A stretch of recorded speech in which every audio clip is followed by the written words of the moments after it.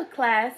So, for my persuasive speech this week, I will be doing one on why money can't buy happiness. Alright, so writer Carmen Jacob says in her article 21 Reasons Why Money Can't Buy Happiness that we tend to compare ourselves to others around us and think if we obtain what they have, then we'll be happy.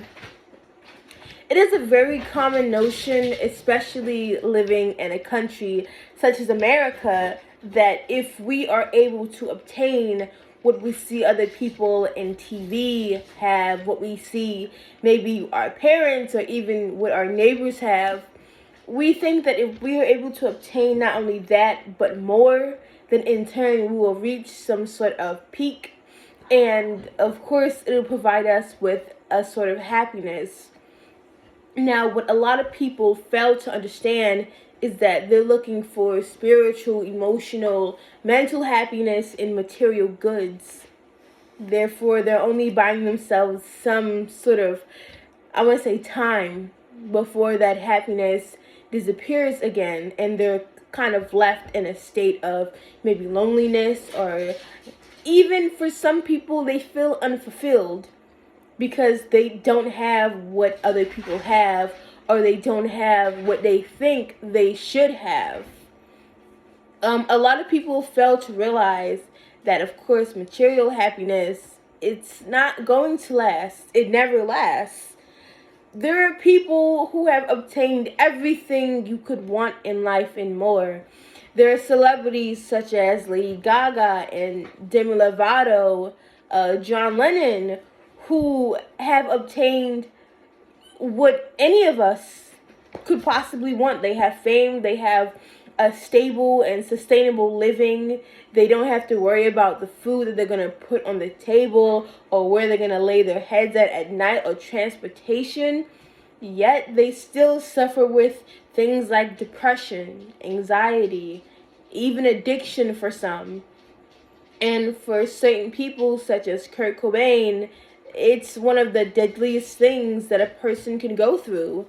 Yet you would think somebody who's living in a $1 million home would have some sort of solace in themselves. However, that is not the case.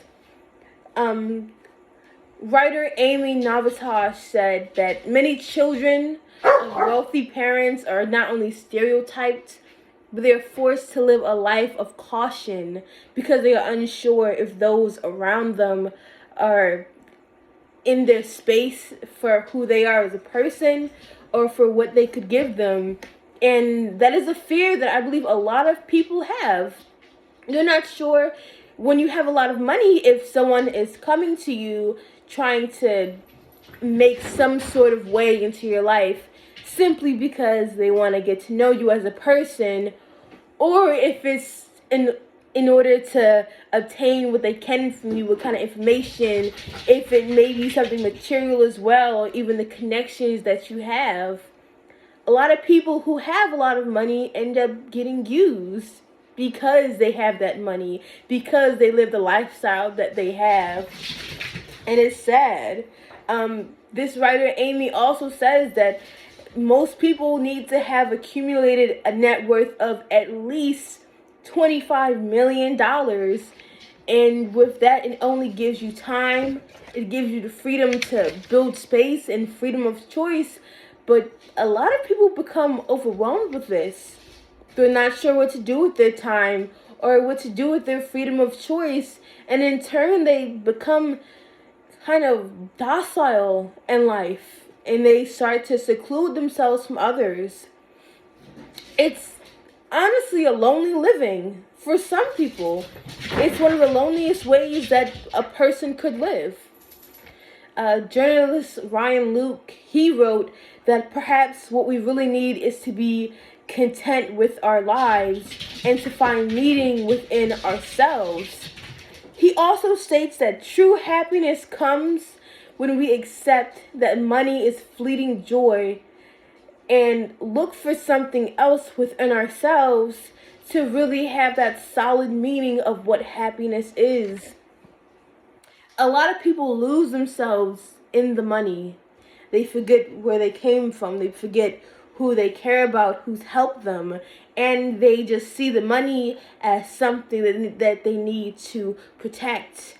In turn, with having money, they're given power, they're given choice, and there are plenty of people who take this and abuse it, and at the end of the day, they are left alone.